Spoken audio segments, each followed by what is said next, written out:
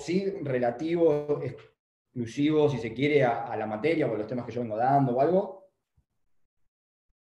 Nada, viene todo más o menos en orden. Buenísimo. Bueno, a ver, ¿cuál es la idea hoy? Vamos a intentar hablar, si nadie tiene nada más para decirme. Antes de No, que inicie la clase, quería avisarle que le voy a pasar el host y que ya comencé la grabación. Así puede seguir y desactive la sala de espera. Así que no hay ningún inconveniente para que termine. me faltaba esa parte de preguntarte eso, listo. Espectacular, gracias, Bárbaro. Bueno, ahora que ya tenemos todo, si no hay ninguna duda, nada, les decía, la idea es... Profesor, ¿le puedo hacer un sí, comentario? sí, claro. Sí, le quería comentar que estuve averiguando un poco acerca del contrato de cajas de seguridad y lo que encontré es que si bien no está tasado, tienen como un monto máximo de indemnización según el tamaño de las cajas. Yo no Sí, sé si... Fabiola. Sí, eso es así, es tal cual, y retomo lo que dije en la clase anterior para terminar de dejarlo claro. Yo lo que dije es, nuestro sistema, como sistema, me refiero a como estructura normativa y como, a ver, como decisión teórica, cuando uno determina como país o como poder legislativo, como lo que fuese, cuando uno determina cuál va a ser el funcionamiento de tal o cual instituto o organismo o contrato o herramienta, lo que fuese, establecemos un marco genérico de cuál va a ser ese funcionamiento, por explicarlo de alguna manera. En ese orden de ideas es que yo les digo, nuestro sistema no es tasado, ¿bien? Nuestro sistema permite que en la caja de seguridad se pueda guardar cualquier cosa y que yo pueda reclamar, si pasa algo, una indemnización sin límite.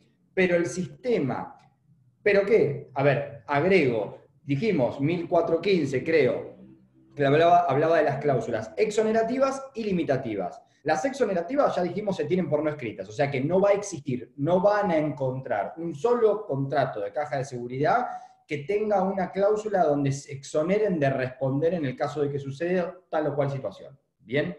Ahora, como el 1415, en la segunda parte, permite la cláusula limitativa de responsabilidad, cumpliendo con XX requisitos, que no voy a volver a embolarlos, ya lo vimos la semana pasada, cuando uno ya permite eso por vía de excepción, que eso es lo que yo quiero que ustedes no pierdan de vista, esa es la vía de excepción, la regla es que no.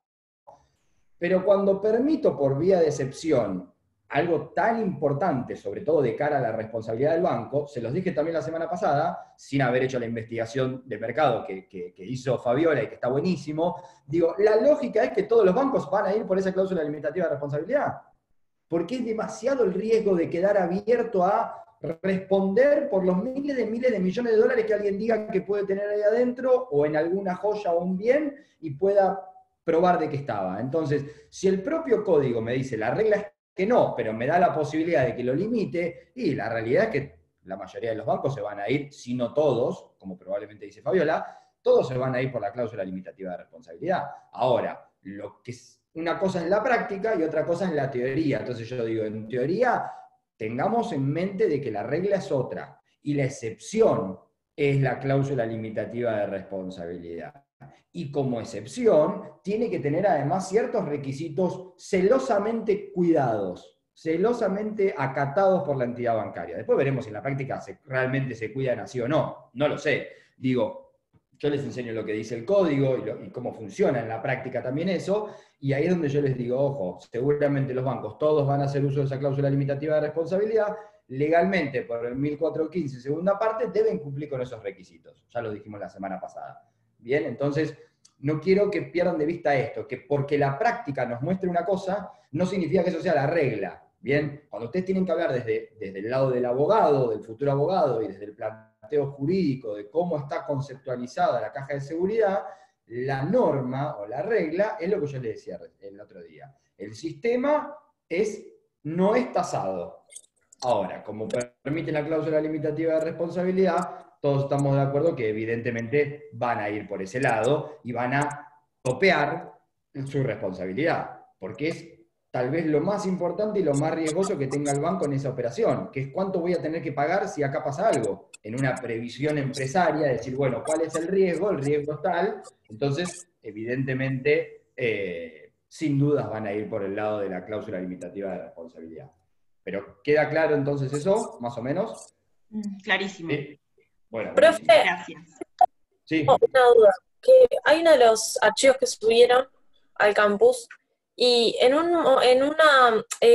la clase pasada vos habías hablado de que no sé, en cuanto al valor, a lo que se está dentro, no se iba a tener en cuenta la situación socioeconómica del sujeto, porque se aplicaba por analogía, no, eso lo dice en el archivo, que dice que se aplica por analogía cuando vos te vas de viaje, las maletas del viajero, las maletas del viajero, el contenido, cuando se pierden o son hurtadas o extraviadas. Pero vos la clase pasada habías dicho que en realidad, o sea, en la práctica como que, o sea, se tiene muy en cuenta la cuestión socioeconómica cuando no se puede probar por algún tipo de medio. Entonces no entiendo, o sea, si la jurisprudencia Sí. falla, o sea, si la jurisprudencia dice que se aplica por analogía a eso, pero que después no se aplica, no entiendo eso, o sea, no entiendo. No sé si te entendí la Bien. pregunta. Te digo, primera aclaración, Morena. Te fui escuchando, no sé si por mi internet o por tu internet, te fui escuchando muy cortado. Entonces, a ver, yo de última te digo y vos me decís si más o menos entendí lo que me decías.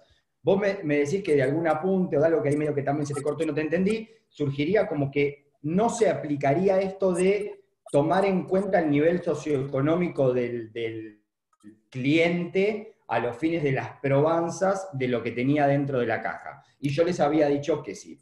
Yo lo que te digo es lo siguiente, para no entrar en esa discusión, pero sí para intentar evacuar tu consulta, si es que esa era la consulta. Si no, decime. El 1413, creo, hablaba de los medios de prueba y habla de la amplitud de los medios de prueba. Justamente, como decíamos que hay secreto en el contenido, como decimos que hay, en principio, como regla, no hay límite para la responsabilidad, dicho de otro modo, no hay límite para lo que yo puedo reclamar, ¿bien? Es como verlo con la otra cara. Entonces, si la ley me está diciendo, el banco es el que te va a tener que pagar, porque ya dijimos que se presume su culpa siempre, es decir, se presume su responsabilidad, porque dijimos que ni el robo lo exoneraba. Entonces, la ley me está diciendo, para decirlo en palabras criollas, el banco es el que te va a tener que pagar. Después me está diciendo, el banco no sabe lo que vos tenés ahí adentro. Y después me está diciendo, no hay límite alguno, como regla, vuelvo a lo mismo, como teoría, no hay límite en cuanto a lo que te va a tener que pagar. Es lo que vos tengas ahí adentro. Y después me dice finalmente, bueno, como es lo que tengas ahí adentro y el banco no sabe lo que tenés ahí adentro y no hay límite, te doy amplitud probatoria, probalo de la forma que quieras. Entonces, eso es lo que dice la ley. Al margen de cualquier doctrina, digo, apunte mío o de otro profe o de algún jurista que pueda interpretarlo de distinta forma. Digo, lo que dice el código es clarísimo, esto sí no da lugar a duda, digo, que los medios probatorios son amplios, como dice el 1413, no da para un artículo comentado, digo, no hay mucho para comentar, es amplitud de medio probatorio, no son esos artículos que nos tenemos que sentar a discutir qué quiso decir el legislador. Quedó claro, es amplitud de medio probatorio. Entonces, desde ese punto de vista, te digo, desde la amplitud de medio probatorio no cabe duda de que se tiene todo en cuenta y de que nada está vedado, que es lo importante. Es decir, no hay ningún medio que esté probado o no hay ningún medio que no se va a tener en cuenta. Por lo tanto, determinar que hay alguna situación que no se va a tener en cuenta judicialmente, te digo, en principio, a mi entender, está errado. Porque el mismo 1413 te dice, lo podés probar de cualquier forma. Y lo que yo te digo, sí, y esto ya con relación a la práctica, es que en ese poder probarlo de cualquier forma, sin lugar a dudas, vos a veces debés hacer uso a tu situación socioeconómica. Pero tu situación socioeconómica entendido como, che, mirá, no tengo ahí adentro algo que tenga un documento que lo pruebe, no tengo una joya con un certificado y la joya estaba ahí, el certificado en mi casa, y digo, acá está el certificado, no tengo la joya, dicho de otra manera, estaba ahí adentro.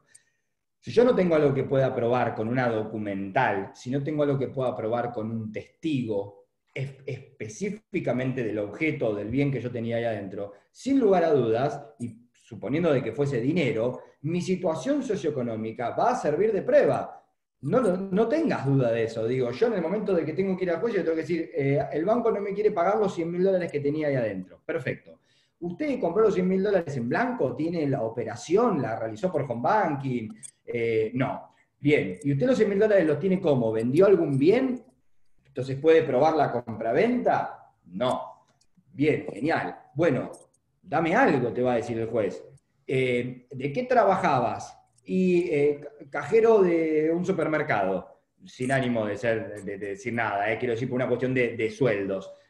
Claro, y tenés $100.000. ¿Cuántos años tenés? 25 años. ¿Y hace cuánto que trabajás? 3 años. ¿Y antes trabajaba? No, no trabajaba. Te repito, ¿tuviste una herencia? No, no tengo una herencia. ¿Vendiste un bien? No, no tengo un bien. Bueno, ¿cómo me vas a probar que tenías $100.000 ahí adentro? Sin lugar a dudas, la posición socioeconómica, conjuntamente con un montón de factores que yo debo probar, como por ejemplo la edad, es decir, esto tiene que ver más con la lógica que con una cuestión jurídica. Bien, yo necesito darle algún medio al juez para que el juez falle a favor mío dependiendo de cuál sea mi pretensión.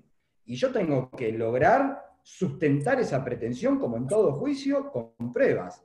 Lo bueno, o lo destacable en la caja de seguridad, es que ese sustentar con pruebas me permite amplitud, cosa que no pasa en todos los rubros del derecho. Hay ciertas cuestiones que se deben probar con ciertos medios. Acá no. Acá el juez me dice, ¿tenés un papel? Acompañalo. ¿Tenés un testigo? Presentalo. ¿Tenés otra forma de probarlo como esto? Bueno, una relación de los hechos y una situación socioeconómica, y decir, mirá, sos empresario, tus balances de la empresa todos los años arrojan ganancias de $500.000, bla, bla, tenés estos bienes, tenés esta cosa, y me decís que tenías $100.000 ahí adentro, y tranquilamente, a eso me refiero con la posición socioeconómica, ¿bien? Me refiero a que la amplitud de medios probatorios, sin lugar a dudas, frente a la escasez de otras pruebas más contundentes, sin lugar a dudas me va a llevar a tener que armar un relato de los hechos sustentado en, bueno, le voy a demostrar al juez que esa plata yo la pude tener, y como la pude tener, la pude haber guardado ahí. No sé si va por ahí, Morena, lo que me decías, pues se cortaba. Genial, profe, era eso. Gracias. Bueno, buenísimo. De nada, cualquier cosa me pregunta. Una pregunta más le puedo hacer, profesor, disculpe. Sí. Cuando usted habló de la fuerza mayor que exonera de responsabilidad al banco que no sea robo, ¿puede dar algún ejemplo de qué sería? No sé, un terremoto, una inundación, algo. A ver, te hago una aclaración con tu concepto. Ojo, no es una fuerza mayor que no sea el robo. El código dice, caso fortuito, fuerza mayor ajeno a la actividad. Bien, no es lo mismo que el robo, porque yo te podría decir, terremoto, dale, ¿dónde? ¿En Japón?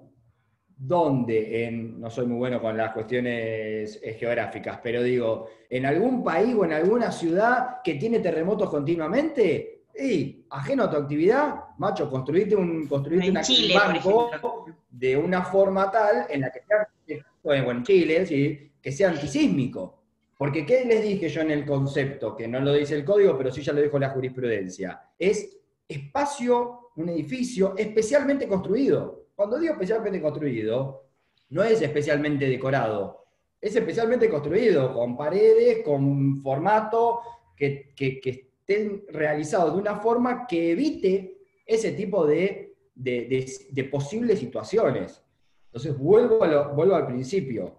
Esto, y a ver, mi respuesta no es la única verdad. Quiero decir, esto es aprobanza judicial, ¿no? El artículo dice una cosa, caso fortuito, ajeno a la actividad. Y bueno, si le pasa un terremoto, no tengas duda que por más que sea en una ciudad con terremotos cada 2 días, el banco va a decir, caso fortuito, ajeno a mi actividad no es cuidarme de terremotos, entonces, y va, a ver, no lo dudes, va a ser el planteo para intentar zafar, porque los abogados ya los tienen pago por mes, como nos pasa a los que trabajamos para empresas, y va a decir, muchachos, les tocó el momento de ponerse a laburar, esto es causa fortuita, pero mirá, de acá a la China y no hay dudas. Y el tipo que tenía la caja de seguridad va a decir, no, pará, tenés un banco, primero, que tiene que estar especialmente construido el edificio, entonces ya si se derrumbó fácilmente, evidentemente no estaba tan construido para eso, y encima ubicado en una ciudad que tiene terremoto cada 2 días.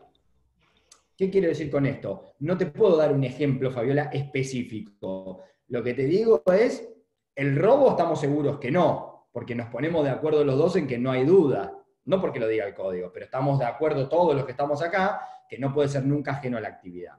Después hay otras situaciones que sí, un ataque terrorista, me dicen acá, tal vez sí, un ataque terrorista en la Franja de Gaza, no sé. En Yemen, por ejemplo, no va a ser. Claro, por eso digo, volvemos a lo mismo. Todo va a ser dependiendo de la probanza y contextualizado en tiempo y espacio, ¿no? Es decir, bueno, ¿qué pasó? ¿Y dónde y cuándo? Bien, no sé, que haya una corrida bancaria como fue en el 2001, supongamos un ejemplo, ¿no? Corrida bancaria como en el 2001, en un país con estabilidad, y de repente sale toda la gente a la calle y agarrando los mazazos que tienen en la casa, entran a los bancos a mazazo limpio y vacían todos los bancos de la ciudad, y va a ser discutible, porque está bien, tiene que ser un espacio especialmente construido, pero no hay revoluciones civiles así tan comúnmente como para no poder frenar a 600.000 personas que entraron a todos los bancos de la ciudad y vaciaron todos los bancos. Entonces digo, va a tener que ser contextualizado. ¿Qué es lo importante desde lo teórico? Tengamos en cuenta que es caso fortuito, ajeno a la actividad. Bien, ese es el aditamento que ustedes deben registrar al momento de explicar esto, porque no es el mismo caso fortuito que aparece para el resto de las situaciones. Después ustedes podrán explicar lo que es un caso fortuito, podrán hablar de que debe ser imprevisible, bueno, de todos los requisitos. Chicos, con la pandemia se está discutiendo mucho las cuestiones de la imprevisibilidad y de la fuerza mayor, desde los pagos de los alquileres, al margen después el decreto presidencial que prorrogó y demás. Pero hay artículos del Código Civil y Comercial donde dicen, ahora no me acuerdo el número del artículo, pero si la locación, si yo no puedo hacer uso de la cosa que tengo locada, estoy exonerado de pagar. Y todos los comerciantes que se tuvieron que quedar en su casa obligados por un aislamiento social preventivo obligatorio, que no sucede comúnmente, no pudieron hacer uso de la cosa locada y podrían haber dicho, no pago por el artículo tal, ni hoy ni nunca, no como dice el decreto presidencial, bueno, se patean los alquileres para adelante, sin intereses, sin desalojo, que está buenísimo, perfecto, pero ojo, porque hay un artículo del código que dice, si yo la cosa que tengo locada no puedo dar uso, no pago, ni hoy ni nunca.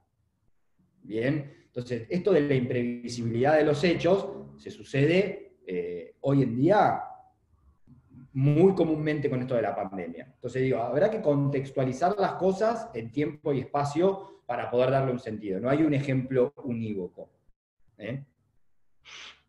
Bueno, arranco, chicos, porque si no, nos vamos a quedar. Vamos a intentar meterle lo más rápido que podamos, siempre y cuando obviamente se vaya entendiendo. Si no, me van diciendo, generemos que la clase sea así, interactiva. Me parece que es más piola para todos y da más similitud a clase real, y no a monografía mía, a monólogo mío. Bueno, arranquemos por el factoring. Factoring, 1421 a 1428, creo. Código Civil y Comercial, obviamente. A ver, yo primero lo explico con mis palabras, así todos cuando yo empiezo a leer los artículos o a explicar los artículos, todos ya sabemos de qué estamos hablando, o más o menos, si no, me parece que no tiene sentido. Porque ustedes quieren anotar y se ponen a pensar en lo que es el contrato después, en el mejor de los casos, o cerraron el Zoom, se terminó la clase y nunca se pusieron a pensar en lo que era el contrato, y en definitiva nadie lo entendió. Entonces yo explico más o menos. El contrato de factoring es un contrato que se utiliza bastante en la práctica, es un contrato bancario, en el cual, ¿qué es lo que me permite como cliente ir al banco?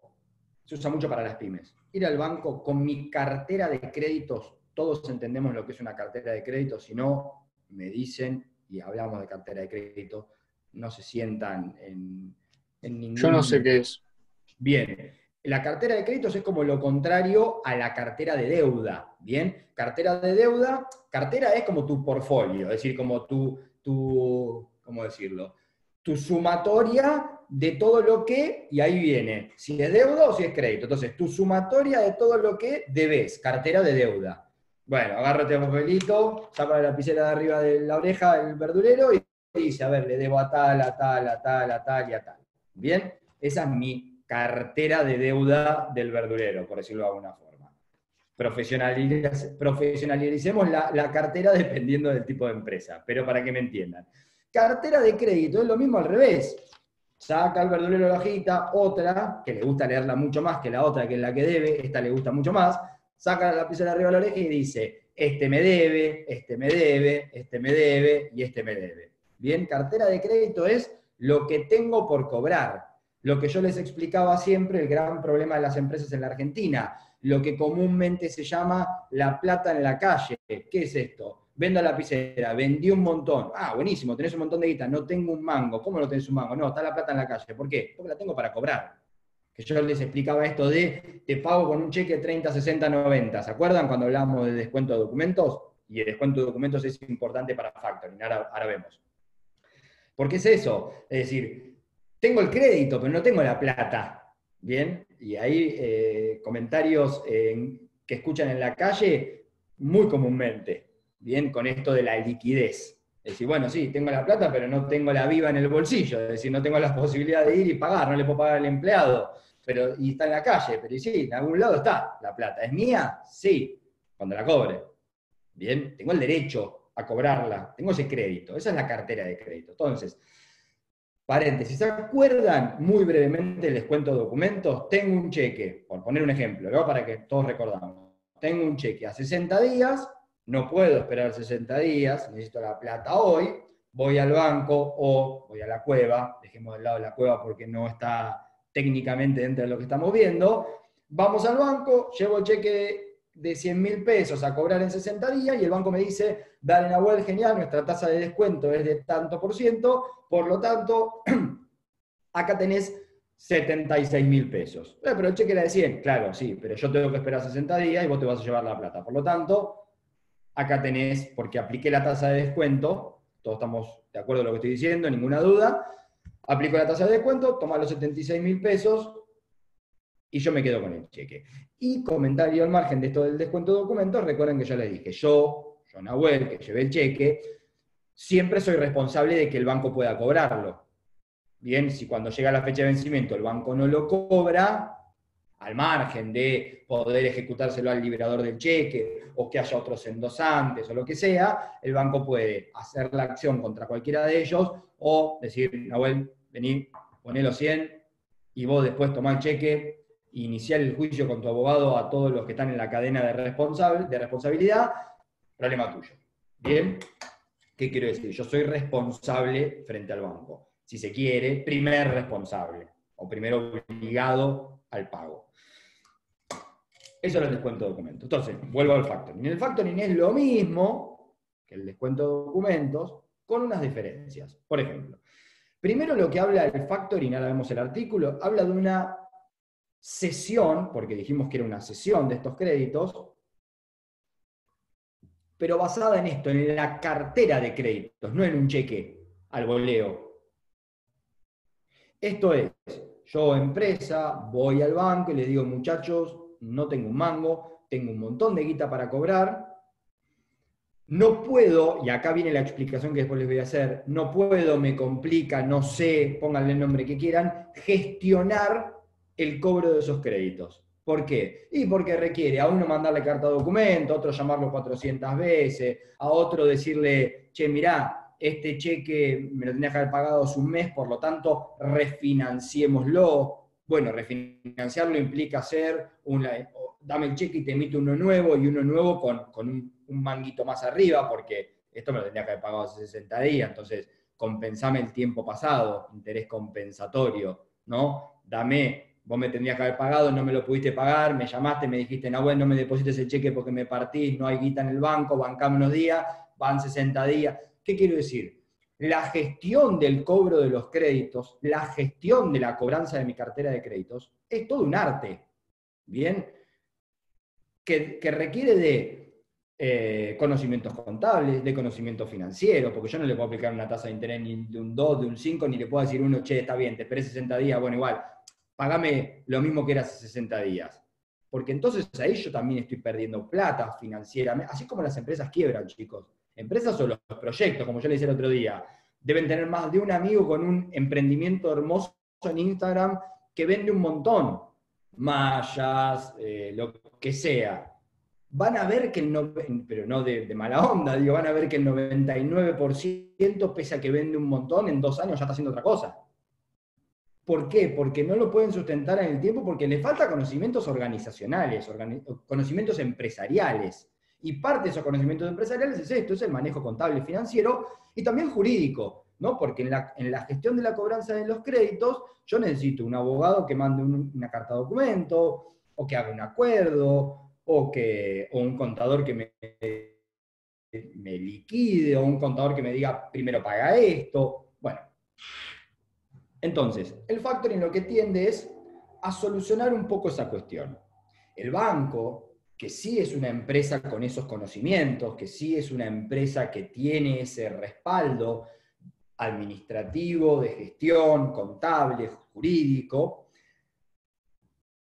toma esa cesión, acepta esa cesión de la cartera de créditos, ¿bien? No de un documento como el descuento de documentos, de la cartera de créditos, puede seleccionar cuáles de esos créditos toma y cuáles no. ¿Por qué? Por el riesgo a la cobranza, porque no le importe, va a decir, no, mirá, acá tenés un montón de documentos de que te deben 5.000, 50.000, 100.000, y todas empresas del rubro. Vos te dedicás a la librería y tenés acá, te debe, no sé, Orfei y tal, y Confort, y Keops, y genial. Y de repente acá tenés un crédito en la cartera de crédito que te deben 5 millones de pesos Juan Carlos Pérez. Y vos sabés que lo estuvimos chequeando Juan Carlos Pérez, y la verdad, Juan Carlos Pérez, no sé, no es ni monotributista. Entonces, todo genial con la cartera de crédito, yo te la tomo, pero el crédito Juan Carlos Pérez, dale vos como si fuese un billete de lotería y cobrale a Juan Carlos Pérez que te debe 5 palos en relación al resto que te deben 100.000 pesos. Hay algo ahí que no me cierra, este crédito no lo tomo, dice el banco. ¿Bien? ¿Qué quiero decir? En esa sesión de la cartera de créditos es el banco el que tiene la facultad de selección y de rechazo a alguno de esos créditos. ¿Bien? Y en ese procedimiento que el banco toma, a cambio obviamente de una remuneración, estos créditos de este cliente, el banco se va a encargar entonces de la gestión, ¿bien?, de la cobranza de esos créditos. Por esto que les decía de tener los conocimientos para hacer ese tipo de gestión, jurídico, contable, etc. Y acá empiezan las particularidades y algunas cosas que les quiero decir. Hasta hace 3, 4, 5, en realidad casi ya 5 años, el factoring era atípico. Como era atípico, se discutía, bueno, el factoring, para que sea factoring y para que nos importe como contratación bancaria, tiene que haber financiamiento, es decir, en el momento en el que yo le cedo los créditos al banco, el banco me tiene que dar guita, como en el descuento de documentos, me tiene que adelantar. Si no es el 100%, porque retiene un 20% como garantía de poder cobrar esos créditos, bueno, el 80%. Si lo que quieran, pero tenía que haber financiamiento, anticipo de estas sumas que yo estoy cediendo. Eso entendíamos también nosotros como profesores cuando explicábamos el factoring ubicado en tiempo y espacio dentro de un contrato bancario y dentro de todos estos contratos que, como ven, proporcionan financiamiento. Como yo les dije, siempre acá el tema está en la liquidez económica. Bueno, y agrego. Y también decíamos, bueno, y para que sea relevante como factoring, el banco, y presten atención acá, el banco tiene que asumir el riesgo. Si no es un descuento de documentos. Bien, entonces nosotros decíamos, mira, para que el factoring sea interesante en esta operación bancaria, el banco me tiene que anticipar sumas de dinero, o sea, financiamiento, y el banco tiene que asumir el riesgo del cobro de estos créditos. Y el banco, dentro de la operatoria del factoring, indefectiblemente me tiene que brindar este conjunto de servicios conformados por asesoramiento contable, administrativo, jurídico. Decirme, Nahuel, mirá, primero hay que atacar a este no, a este le mandamos una carta de documento, este no es solvente, directamente no perdamos tiempo, iniciémosle el juicio a aquel, gestionemos, bien, todo esto que yo les explicaba al principio, ese know-how organizacional. Nosotros decíamos, el factoring tiene que tener eso, o sea, es la esencia del factoring. Bueno, así es como lo explicábamos hasta hace 4 o 5 años atrás. Cuando se tipificó, el código nos dijo que estábamos totalmente equivocados, para variar. A ver, ahora les voy a leer el artículo y juntos vamos a darnos cuenta. Hay contrato de factoraje cuando una de las partes, denominada factor, se obliga, que es el banco, se obliga por un precio en dinero determinado, determinable, se obliga a adquirir por un precio en dinero determinado, determinable, los créditos originados en el giro comercial de la otra, que es el factoreado. Bien, tengo el factor que se obliga a adquirir, la cesión, se obliga a adquirir por un precio económico, una remuneración, los créditos originados en el giro comercial de la otra parte. La otra parte es el factoreado. Y termina el artículo, y acá es donde nos dijo que no teníamos razón. Pudiendo otorgar anticipo sobre tales créditos, por lo tanto, si dice pudiendo es que puede que no, ¿no? ¿Estamos todos de acuerdo? Asumiendo o no los riesgos, dice el artículo. Bien, pudiendo otorgar anticipo sobre tales créditos, asumiendo o no los riesgos. Ese es el concepto que hoy da el 1421 sobre lo que es el factoring. Entonces, como vemos, esta obligatoriedad, en comillas, que decíamos nosotros de que tendría que existir el financiamiento, ya el artículo dice, no, hay factoring igual, pudiendo no dar anticipo. Si no te quiere dar anticipo, igualmente te dice, dale Nahuel, tráeme tus créditos, yo te los gestiono, yo te digo a quién hay que mandarle carta de documento, qué tenés que cobrar, cómo tenés que hacer, tenés que presentarte en tal fecha, yo te ayudo en la gestión, te cobro un precio por eso, pero yo no te anticipo un mango. Bien, cuando llegue la fecha, yo me presento, cobro, y cuando cobro te llamo y te digo, Nahuel, venía a buscar la plata, cobré el cheque, uno de los títulos, venía a buscar la plata, te gestioné la cobranza, pero te doy la guita cuando la cobre. Bien, entonces como vemos, eso que decíamos nosotros ya no es tal. Como somos muy tercos y siempre queremos tener un poco la razón, agregamos una, entre comillas, clasificación que es importante que ustedes la sepan. Digo, existe el factoring típicamente financiero del factoring común. El factoring típicamente financiero es aquel en el que hay anticipo de dinero. Sin importar cuánto, pero hay financiamiento. Y es el que nos importa. A los fines prácticos digo que es el que nos importa. El que importa en los contratos bancarios, porque yo voy al banco general en el 99,9 de las veces a buscar guita. No a que me gestionen el crédito. Sí, está buenísimo.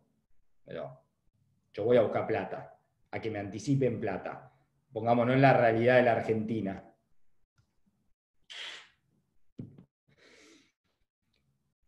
Y dice, asumiendo o no los riesgos. O sea que el código también nos dijo ahí, no tenían razón. Puede el banco, si quiere, asumir los riesgos y puede no asumir los riesgos.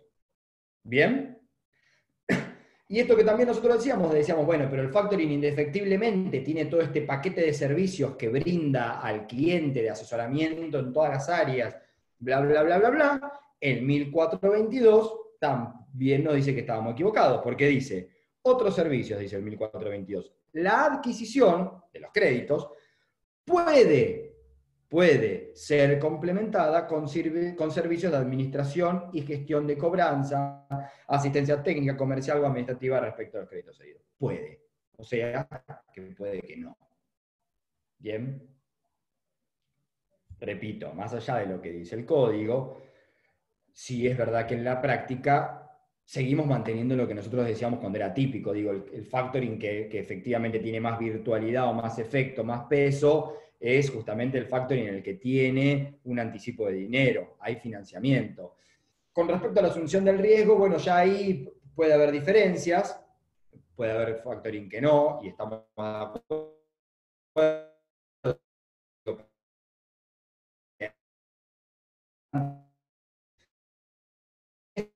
los servicios que comentan ese factoring, entiendo que es un poco la esencia del factoring. Esta gestión, este asesoramiento, esta asistencia, como dice el 1422. Hasta acá, ¿se entiende lo que es el factoring como contrato? Sí, no, más o menos, un poquito. Sí, es como trasladarle, a ver si estoy, es como trasladarle tu cartera de créditos a una empresa, a una financiera, para que ella se encargue de gestionar. Y vos te quedás tranquilo, le pagás una parte y ellos te devuelven otra. Algo Bien, así, ¿no? algo así. Obviamente requiere pulir un poco el concepto a los fines de un examen, pero digo, está perfecto como primera idea. Ahí hay que agregarle esto que decíamos recién: puede haber anticipo, puede no haberlo, puede haber asunción del riesgo, puede no haberlo. Bien, porque también ahí un poco empieza la diferencia con el descuento de documentos. Si no, yo te digo, bueno, es muy similar al descuento de documentos, pero un poco tiene que ver con eso, sí. ¿Asunción de riesgos hay cuando el banco le dio un anticipo o no? Si no, ¿qué riesgo tiene el banco? Bueno, Exactamente. La asunción del riesgo. Claro, sí, Luciano, en principio la asunción del riesgo implica bueno, yo te adelanté la guita, ¿qué pasa si cuando llega la fecha del cobro no cobro? Si asumí el riesgo, es mi riesgo; si no asumí el riesgo, como el descuento de documento. Te llamo y te digo, Luciano, este documento de toda esta cartera no se cobró, venía a traer la guita. Perfecto. O, dicho de otro modo, generalmente los bancos realizan aforos o garantías, bien, donde caucionan cierta parte del capital total, o te hacen poner una garantía personal o real o lo que sea, y se cobran de la garantía. Perdón que tengo algo acá en el chat, el factor no tiene que ser obligatoriamente un banco, ¿no? No, obligatoriamente un banco no, y ven que el artículo lo dice. Y es más, yo creo que factoring ni siquiera está en la unidad de contratos bancarios. Después lo chequéenlo ustedes. Me parece que está en la bolilla anterior, en la 5. Se lo digo como comentario, no tiene nada que ver para los fines del estudio. Ustedes, nada. Me preguntan si puede serlo Franco, como persona física. En principio te digo que sí, porque el artículo es claro, dice, hay contrato cuando una de las partes denominada factor. No necesariamente tiene que ser una entidad bancaria o financiera. Profesor, esos contratos de factoring tienen que dejar estipulado expresamente que el banco o la financiera no se va a hacer cargo, que no asume función de garantía. ¿Tiene que estar estipulado expresamente?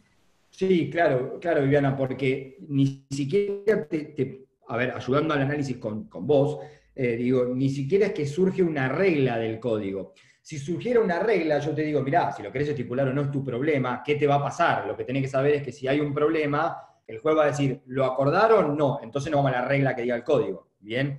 Acá ni siquiera dice una regla, porque dice pudiendo o no, asumiendo o no. Entonces, si no lo pactás, dejás abierto una ventana a algo muy riesgoso. En la práctica sería raro que hagas un contrato de esta envergadura con ciertos conocimientos técnicos, porque no hace un factoring cualquier persona, digo, es un tipo de contrato con una complejidad que solo de conocerlo ya te implica tener ciertos conocimientos. En el contrato si asumía o no los riesgos o si te daba o no anticipo. Bien. Es algo que suele o debería estar pactado.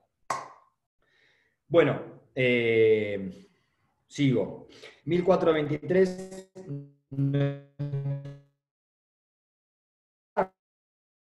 Cuatro son los elementos o los datos que tiene que tener el contrato. Está bueno que ustedes lo lean, no tiene apellido, los créditos, la identificación, no tiene mucho sentido que se los diga acá.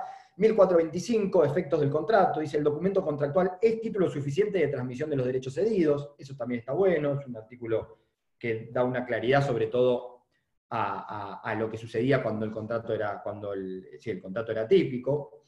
1426, garantías y aforos, es un poco lo que le decía recién, creo que a Luciano. Dice, las garantías reales y personales, todos sabemos lo que es una garantía real y personal, y la retención anticipada de un porcentaje del crédito cedido, para garantizar su incobrabilidad. o aforo son válidos y subsisten hasta la extinción de la obligación, bla, bla, no importa. Lo que le decía recién Luciano, el banco puede pedirte una garantía si te anticipa guita, ¿bien? Bueno, porque como asumo el riesgo, si no asumiera el riesgo no, pero como asumo el riesgo o no asumo el riesgo, te pido una garantía o te hago una retención anticipada. Está bien, ¿va a haber anticipo de dinero? ¿Del 100% de los créditos cedidos? No, te voy a anticipar el 70%. Y el otro 30% lo voy a dejar de garantía. Cuando cobramos todos, ahí te lo entrego. ¿Entiende? Por eso dice la retención anticipada. En 1426 entonces es importante. 1427, también importantísimo, lo leo y después lo explico. Cuando el cobro del derecho del crédito cedido no sea posible por una razón que tenga su causa en el acto jurídico que le dio origen, el factoreado responde por la pérdida de valor de los derechos del crédito cedido, aun cuando el factoreaje se haya realizado sin reserva. ¿Qué nos está diciendo este artículo de otro modo? Es, si estamos frente a un factoring en el cual el banco asumió expresamente el riesgo, dicho de otro modo, si no cobraba, se jodía, para que nos entendamos todo, ojo, porque si no cobra por alguna razón que hace al acto jurídico que dio origen o nacimiento a ese crédito, yo que soy el factoreado, es decir, el que llevé la cartera de créditos, igual por ese crédito le voy a tener que responder al banco. Yo siempre pongo un ejemplo tonto, que no se adecúa en realidad estrictamente a la letra del artículo, pero es para que me entiendan. Si uno de los cheques es por venta de drogas o venta de armas ilegales, por decir cualquier cosa, o porque me pagaron con un cheque un trabajo de lo que sea, que no corresponde legalmente, ¿qué sucede ahí? El acto que genera o que ocasiona el crédito, el acto es nulo. Bien, el acto está viciado. Por ende cae el crédito, por ende cuando el banco lo fue a cobrar, le dijeron, no muchacho, este no te lo vamos a pagar. Y el banco dice, pucha, pero yo asumí el riesgo. Ok, pero el 1427 me dice, sí, vos asumiste el riesgo, pero si hay un crédito que no lo podés cobrar, porque el acto jurídico que le dio origen a ese crédito es nulo o es inválido, igual el factoreado te tiene que entregar la plata. ¿Se entiende? Si la firma es falsa, por ejemplo, me dicen, claro, por ejemplo, o si yo tengo un cheque pero porque choreé la chequera. O sea, sencillo. Robo la chequera, me emito un par de chequecitos y se los mando a un banco para yo sacarme. Le digo al banco, te traigo toda esta cartera de cheques y quiero que vos asumas el riesgo. Pero mirá que si asumo el riesgo te cobro un montón, te quedan 2 pesos. Asumí el riesgo tranquilo. Asumí el riesgo porque total, como yo sé que son falsos o que son robados, suerte vos con el crédito. No, el 1427 dice, ojo, porque si esos créditos no se cobran por un acto, porque cae el acto jurídico que dio origen a esos cheques o a esos créditos, igual sos responsable. Bien. 1428, notificación al deudor. Esto también era un tema cuando el contrato era atípico. ¿Qué pasaba? Cuando los contratos son atípicos siempre hay que dar uso o echar mano a la naturaleza jurídica. Y la naturaleza jurídica de este contrato, cuando era atípico, sin lugar a dudas, iba por el lado de la cesión. ¿Bien? La cesión de derechos indefectiblemente obliga a la notificación del cedido. Bien, si yo te debo plata a vos, Luciano, y vos cedés tu crédito, ¿no? Porque de repente vos haces una operación con cualquiera de los chicos y decís, mirá, yo en vez de pagártelo, le digo a Franco, te cedo el crédito que Nahuel con Nahuel, es decir, que Nahuel me debe plata a mí. Genial, me tenés que notificar a mí. Para que yo sé que ahora no le tengo que pagar a Luciano, le tengo que pagar a Franco. ¿Bien? Eso obligaba a la cesión. Entonces, ¿qué pasaba? El factoring en la práctica se tornaba poco práctico. ¿Por qué? Porque en la cesión de una cartera de créditos global, donde una empresa podía llevar 600 créditos, había que notificar a 600 deudores. Y la cesión obligaba a una notificación fehaciente. Y la notificación fehaciente es una carta documento como barato o una carta notarial u otro tipo de notificación. Y una carta documento como barato son 600, 700 mangos por deudor. Entonces, además de el tiempo que yo pierdo, si lo pude notificar, si la carta de documento se recibió, si no se recibió, si el domicilio, si esto, si nada, lo que fuese, además el costo. Entonces tornaba poco práctico el factoring y estaba la discusión doctrinaria, cuando era típico, bueno, pero si la naturaleza jurídica de la sesión hay que notificarlo fehaciente. Bueno, pero si lo notifico fehacientemente, no sirve el factoring. Bueno, pero que sí, que no, que pin, que pum, que pam. Cuando se tipificó en 1428, zanjó todo este tipo de discusión y dijo que sí hay que notificar al deudor, pero le agregó una particularidad que solucionó un poco las contras, por cualquier medio que evidencie su recepción. Y hoy, en la era de la tecnología, es muy sencillo mandar un mail. Bien, entonces, el banco que toma o que adquiere la cartera de créditos rápidamente puede decir mailing a todos los deudores, notificación del banco electrónica diciendo, muchachos, ya no le deben a Nahuel, le deben al Banco Galicia. Porque acá ha existido una sesión de créditos, un factoring, lo que sea. ¿Bien? Mientras yo reviso si hay algo que me haya quedado decirles del factoring, pregunten si tienen alguna duda.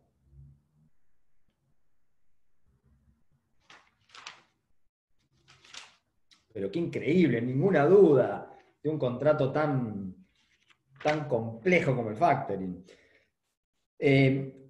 Pueden encontrar alguna clasificación de factoring. A mí lo que me interesa, si alguien les pregunta esto, es que ustedes tengan en cuenta que hay un factoring típicamente financiero de un factoring común, o un factoring con anticipo de dinero de un factoring sin anticipo de suma de dinero. Es la primera clasificación. Segunda clasificación, lo dice el propio artículo, hay un factoring con asunción del riesgo y un factoring sin asunción del riesgo. Todos estamos de acuerdo de ahí, lo que siempre les digo, con un concepto bien aprendido, van a sacar casi todos los conceptos o las características del contrato. Sí, es verdad que doctrinariamente también se ha hablado en algún momento el factoring financiero, internacional, dividido entre el factoring de importación del de exportación. ¿Qué relevancia tiene? Nada, es como una forma de identificar, hilando finito los factoring, se los digo factoring internacional. Y bueno, esto es cuando, por ejemplo, en el de exportación, el banco, suponiendo que es el banco, ¿no? El banco es argentino, mi cliente es argentino, pero los créditos, las facturas, y por ende los deudores son de España. ¿Por qué? Porque justamente mi cliente es una empresa que exporta pescado. Y hay que cobrar todo, pero allá. Bien. De exportación. Puede ser de importación. Mi cliente, yo soy el banco, mi cliente es español, los créditos están en la Argentina porque los deudores son argentinos. Por eso viene la empresa de España y me contrata a mí como factor en la Argentina, porque me dice, mira, para vos te va a ser más fácil porque los créditos son de acá. ¿Bien? Entonces, digo, más allá de la diferenciación está dentro de factoring internacional, de exportación y importación, es más una nota de color para tener en cuenta. Sí me da el pie para agregarles algo que no dice el artículo, obviamente, y que sí es interesante, que como contrato tiene dos partes, factor y factoreado. Bien, el cliente y el banco en la práctica, más allá de que ya dijimos puede ser cualquier persona, etc. Pero es un contrato que es más importante para la realización del contrato, y ya se están dando cuenta de lo que voy a decir, es más importante el deudor que el cliente. A mí, ¿qué me importa? Ya dijimos, en los contratos bancarios, todos los contratos, apertura de crédito, préstamo, ¿qué le importa al banco? ¿Quién sos vos? Me refiero financiera y económicamente, ¿no? Cuánto tenés, cuánto debés, cuánto cobrás, cuánto ganás. ¿Por qué? Porque sos el que va a estar obligado a devolverme y demás. En el factoring, si bien eso me puede importar por la asunción o no del riesgo, todos ya estamos pensando en esa situación, Me importa más quiénes son los deudores, porque el crédito yo se lo tengo que cobrar a los deudores. Bien, entonces es importante esa característica del factoring. Tengamos en cuenta que como existe o no la posibilidad de asunción del riesgo y el factoring tiene todas estas particularidades, reviste de especial importancia la situación del deudor, casi más que la de tu propio cliente en este tipo de operación. ¿Bien? Bueno, aclaración de un contrato que sí es atípico, rápido, porque son dos cositas las que le quiero decir de este contrato. Este contrato sí continúa siendo atípico. Cuando se tipificó en el factoring con el nuevo Código Civil Comercial, no se tipificó el underwriting, que es este otro contrato que les digo. Pero bueno, es importante tenerlo en cuenta porque es un contrato que se sigue utilizando bastante en la práctica. A ver, ¿cómo les explico el underwriting para ser rápido y conciso? El underwriting es un contrato, primero cuando hablamos de atípico, ojo, cuando hablan de los caracteres de los contratos, que yo medio que ya es un análisis que me parece que es medio redundante para ustedes que ya son estudiantes medio avanzados de la carrera de Derecho. Digo, ustedes saben cuándo es bilateral, cuándo es oneroso, si es de prestación continua, de ejecución continua, si es de cláusulas predispuestas, si es de adhesión, digo, más o menos ustedes saben, y si no, rápidamente pueden analizarlo cuando lean el contrato, por ejemplo el de factoring. Ojo con una particularidad, al margen que ya les dije, creo que en algún momento les dije, ojo con el bilateral porque tiene dos partes. Ojo con el consensual porque hay consentimiento, ¿bien? Porque no es esa la definición. Y ojo con el atípico versus innominado. Muchos dicen, el underwriting, por ejemplo, el underwriting es un contrato innominado. No. Vos mismo lo estás diciendo. Es como decir, Nahuel no tiene nombre. Y Nahuel. Te lo estoy diciendo yo. Bueno, el underwriting es innominado. No, innominado es que no tiene nombre, el underwriting se llama underwriting. Entonces, atípico es que no está tipificado, innominado es que no tiene nombre. ¿Bien? El underwriting es un contrato atípico, obviamente, que es similar al factoring en algunas cuestiones. A ver, el underwriting apunta a esto. Las empresas para aumentar para obtener liquidez pueden aumentar su capital, bien, que es la forma obviamente más segura, menos costosa, pero hay que poner la guita y hay que tenerla. Me refiero a sus socios. Tienen que decir, muchachos, estamos complicados este año, somos los socios, somos los dueños, pongamos un mango más. Bien, hagamos un aporte societario, incremento mi capital de esa forma. Otra es, bueno, no, voy al banco. Se los dije cuando en la primera clase, cuando hablábamos del mercado del crédito, mercado del dinero. Bueno, voy al banco. Recurro a la entidad bancaria, mercado del dinero, costoso, contra costoso, a corto plazo, porque voy, me dan la guita y devuelvo el triple. Bien. La otra posibilidad, que es de la segunda parte, después vamos a ver, que ya no sé si es segunda o primera parte que queda en esta parte, me parece que esto sí queda en la segunda parte, es recurro al mercado de capitales. Mercado de capitales. Bien, esto es... por ejemplo, en el caso de una empresa, emito deuda, como también hace el Estado. Bien, que ya lo vamos a explicar, por eso no me quiero meter ahí, porque si no les estoy explicando cosas en la segunda parte. Pero es otra posibilidad que tiene la empresa para aumentar su capital. Es decir, bueno, no tengo un mango, no quiero pedir un crédito porque me matan con los intereses, no queremos hacer aportes societarios porque los socios estamos igual de pelados que la empresa. Entonces, bueno, emitamos deuda, papelitos que tal vez por nuestra trayectoria, nuestro peso como empresa, hay alguien que lo va a querer comprar y la gente o el inversionista compra ese papelito. ¿Por qué? Porque como toda deuda, lo paga 100 y con esa deuda yo le estoy diciendo que le voy a devolver 120. No importa, ya lo vamos a explicar en la segunda parte, pero básicamente. Genial. Ahora, ¿cuál es el problema de eso? Claro, que si yo soy Coca-Cola, por poner una tontería, ¿no? O soy Apple, dentro de todo me va a ser sencillo colocar esa deuda en el mercado de las inversiones. Va a haber un montón de gente que quiere invertir ahí, sin meternos en cuál es el detalle de la inversión, ¿no? Pero suponemos que como empresa, sí, bueno, es confiable. Hay gente que quiere invertir ahí. Ahora, si yo soy cualquier empresita chica o comerciante pequeño de la ciudad, y bueno, es más complicado para que la gente me compre la deuda. No sé si ustedes le comprarían emisión de deuda al de la despensa de la esquina de su barrio, porque está sin un mango y emite deuda. Bien, entonces, evidentemente hay ciertas cuestiones que hacen con la colocación de esa deuda, al margen de que hay que tener ciertos requisitos como empresa para poder emitirla, ¿no? Pero lo digo burdamente así en general para que me entiendan.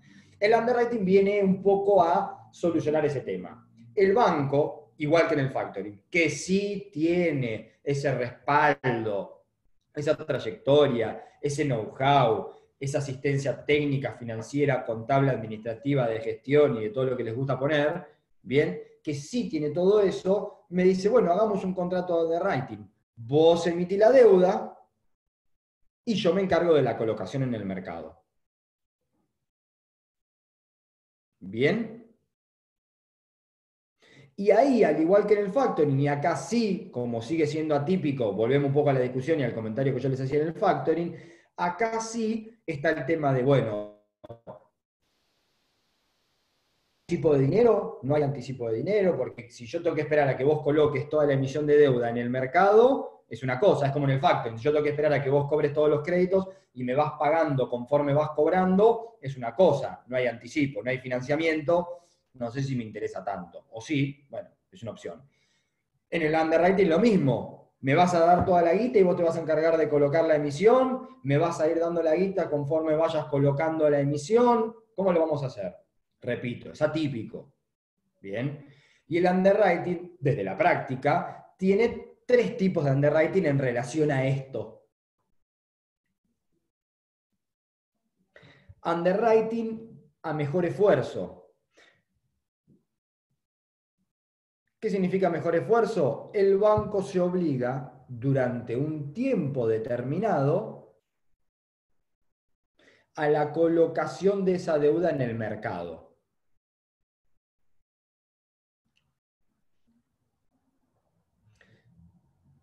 Vencido, fenecido, finalizado ese plazo, me dice Nahuel, toma la plata de lo que logré colocar en el mercado, toma la deuda que no la quiso comprar nadie. Bien, a mejor esfuerzo. Ahí, como ven, no habría anticipo de dinero necesariamente, y lo que hay es, bueno, este contrato en el cual yo contrato los servicios del banco, que tiene otros conocimientos, otro respaldo, otra trayectoria, otro peso, otra confiabilidad, otra seriedad, todo lo que vos quieras, y se encarga durante un tiempo de la colocación de la emisión de deuda.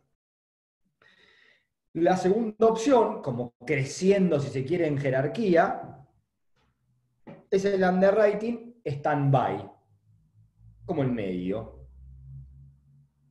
Y esto es, el banco se obliga durante un tiempo a la colocación de la deuda, pero, acá viene la diferencia, finalizado ese plazo, me compra el remanente. O sea, me compra la deuda que no logró colocar en el mercado. Dicho de otro modo, es el mismo banco el que compra la deuda. Bien. Acá entonces ya vemos que tampoco necesariamente tiene que existir anticipo, pero ya sí podría haberlo. Tranquilamente ya acá el banco me puede decir, mirá, como estamos haciendo un underwriting stand-by y yo de una u otra forma estoy obligado a quedarme con la deuda, porque la que no coloco la tengo que comprar, ya te puedo dar anticipo de dinero. Bien, ya acá tiene más sentido, más lógica la entrega del financiamiento, la entrega de sumas de dinero al inicio de la operación. Y continuando con la jerarquía, y ya el máximo, si se quiere, es el underwriting en firme, que directamente es, el banco me compra toda la deuda. Yo emito la deuda, el banco la compra, y el banco después hace lo que quiere. Se la queda como si fuese el inversionista, la coloca en el mercado, en lo que hablamos, bueno, no lo hemos hablado todavía porque no vimos la parte de capitales, lo que es el mercado secundario, es decir, sale a vender esta deuda a su vez a otros inversionistas, es decir, hace lo que quiere. A mí, yo voy, hago el contrato, le digo, tomá 10 palos de deuda, tomá Nahuel, 10 palos para vos, un precio por el underwriting, eso es otra cosa, ¿no? El costo del contrato de underwriting tendrá un costo, y vos haces lo que quieras con la deuda. Quédatela, vendela, tu problema. ¿Bien? Quedó más o menos claro sobre todo esto, la clasificación tripartita de underwriting y un poco el underwriting emparentado con el factoring en cuanto a que es un contrato que brinda esta cartera de servicios, este paquete de servicios de administración, de gestión, financiero, jurídico, contable, ¿bien? Y que puede también, o hace un poco a la esencia, aunque el artículo 1421 del factoring dio la posibilidad de que no, pero en la práctica hace un poco a la esencia, a que entregue financiamiento, que es lo que en definitiva generalmente importa. ¿Bien? ¿Dudas, preguntas, consultas, insultos? Profe, una pregunta. Sí. Entonces, en el factoring, yo, por ejemplo, cliente, voy y le cedo mi cartera de créditos. Y en ese momento el banco no me dan ninguna plata, ¿o no? O sea, depende si me anticipa o no. Claro. El factoring a ver, lo que te decía, nosotros entendíamos que el factoring sí o sí tenía que tener como contrato, cuando era típico, ¿no? Como contrato importante, y decíamos bancario porque en la práctica se hace siempre con los bancos, tenía que tener anticipo. Bueno, el código nos dijo que no. Primero, que no tiene por qué ser un banco, porque habla de cualquiera de las partes, y de hecho no está dentro de los contratos bancarios.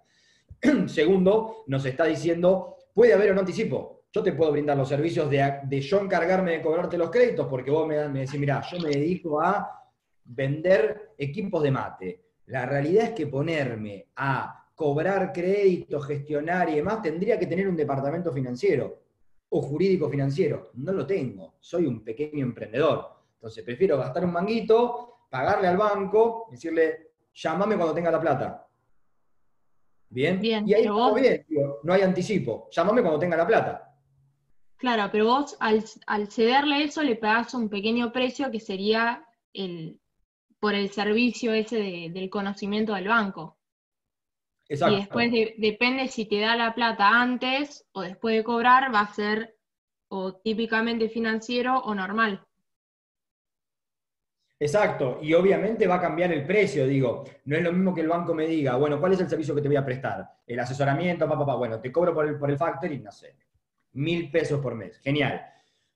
Distinto de que te digan, bueno, no, a ver, hay anticipo de dinero, bueno, si hay anticipo de dinero, probablemente el factoring tenga otro precio, digo, va a tener que ver con eso, pero vos sí quedate con la posibilidad de que pueda haber anticipo o no. Si no hay anticipo, es un contrato de servicio. Claro, perfecto, ahí quedó. El otro es un contrato. Digo, acá hay plata que están dando que yo todavía no tendría por qué tener. Y si yo no tendría por qué tenerla y mando de antemano, evidentemente eso va a tener un costo especial. Nadie me va a regalar plata ni me va a anticipar plata porque soy yo, menos un banco. Genial. ¿Más o menos quedó? Sí, gracias. Porque se cortaba. Viviana me pregunta, ¿podrían escribir el nombre, por favor? Viviana, ¿te referís a factoring? Espera, que ahí te lo estoy escribiendo, ¿eh? No, el de factoring no, el otro. Bien, ahí también te lo estoy escribiendo. Ahí lo mandé. Bueno, al margen de eso, ¿alguna duda, alguna consulta? ¿No? Más o menos entendió, sí, los dos contratos, la idea, la intención y lo que dice el código en relación al factoring. Y como el underwriting es atípico, bueno, esa libertad un poco de interpretación en algunas cosas porque todavía sigue sin tener un marco legal, regulatorio. Profe, disculpe, ¿cómo se escribe underwriting? Bueno, ahí lo mandé, pero pensé que lo había mandado a todos. Under, de abajo en inglés, Writing, está bien. writing, exacto. Gracias. De nada. Bueno, si no hay ninguna duda más, siendo la 1:20, no voy a arrancar con, que era mi idea, con cuenta corriente, porque cuenta corriente es un contratito que es también para charlarlo, explicarlo y demás, porque el código tiene pocos artículos, pero sí hay mucha tela para cortar en cuanto a la práctica y a explicar cómo funciona. Y Yo además le quería hacer una pregunta. Anoté en firme, en stand-by, y había nombrado alguno más. Sí, a mejor esfuerzo, el primero, el más básico. Bueno, listo. Gracias. Nada. como les decía, cuenta corriente, si bien es contracorriente bancaria la que yo debiese dar por estar dentro de los contratos bancarios, también existe la cuenta corriente mercantil. Y si bien no está en esta unidad, yo prefiero darles la semana que viene juntas, las dos, para que tenga más sentido explicar una en relación a la otra, para que vean similitudes y diferencias, nada, y poder charlar un poquitito al margen de lo que dice el código, que es en la práctica, como ustedes ya saben que me gusta más o menos explicar a mí, aunque sea medio en volante, pero nada, para que se entienda. Si se entiende de antemano, alguno levante la mano y diga, bueno, están grabando, pero diga, no somos boludos, no lo digas tantas veces, ya te entendimos y listo, porque a veces capaz que lo explico demasiado. Pero bueno, chicos, nos vemos la semana que viene y vemos cuenta corriente. ¿Bien? Chao, profe, gracias. Gracias. Luego, chau, chau. Chau, gracias.